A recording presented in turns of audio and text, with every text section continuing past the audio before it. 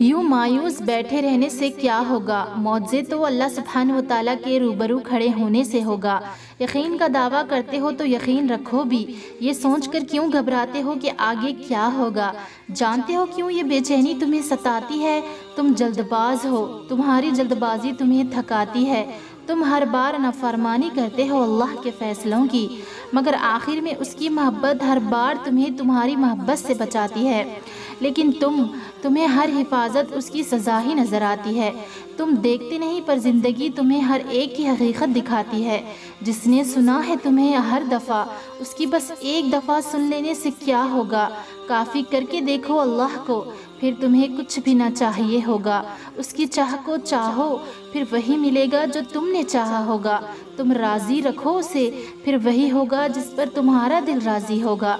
सबका सब तुम्हारा होगा जब तुम्हारा का एहसास अल्लाह होगा।